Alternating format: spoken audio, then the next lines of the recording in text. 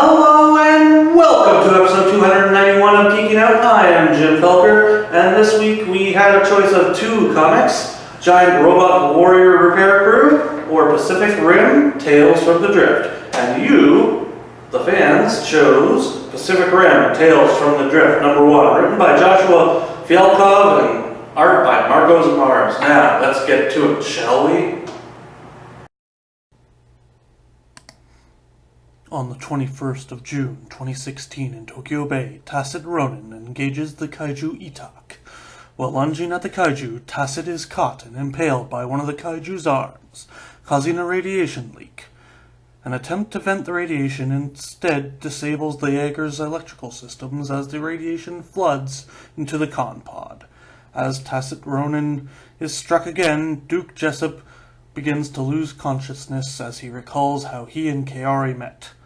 Sometime before, Duke is operating aboard an aircraft carrier, while Kaori is in a submarine analyzing the breach as a kaiju emerges. The kaiju begins to attack the submarine as Kaori insists they wait for the analysis to complete. However, Duke arrives in a PDC submarine and distracts the kaiju.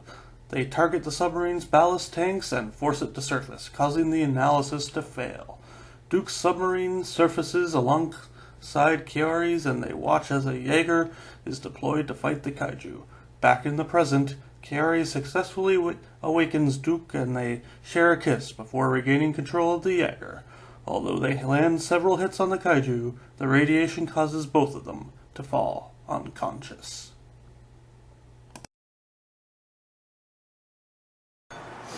Alright, so that's the premise, and yes, this is a very interesting premise. If you're a fan of the films, you are absolutely going to love this comic.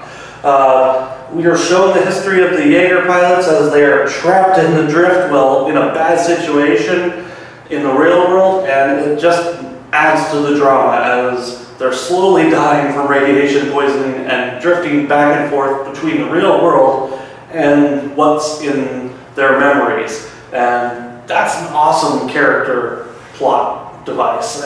Just going back in memories and finding out who they are and how they got together. The art here by Marco Mars brings the world to life. It's honestly very painted style and works very well for the Pacific Rim universe. Good action, it's got and character drama, and it's just an overall a lot of fun. And that's exactly what a Pacific Rim comic needs to be. Just as the Pacific Rim the film was a lot of fun and not too serious, this is the same, and it's still got some good character depth and fun stuff for Pacific Rim fans. Now, the art does occasionally drop in quality at points, but it still works fine. I know what happens when an artist gets rushed on a project. Sometimes panels don't work out as well as other panels, so I'm not going to worry too much about the quality drop here and there, as long as the quality doesn't drop completely.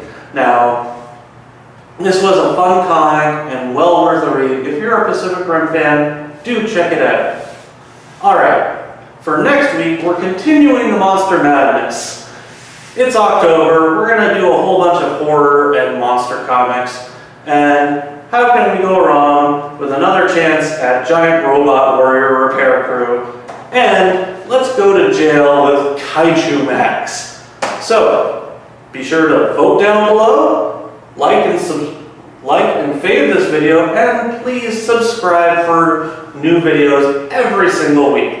I'm Jim, and we'll see you next week. Be sure to vote for what you'd like to see reviewed next week, Kaiju Max or Giant Robot Warrior Maintenance Crew.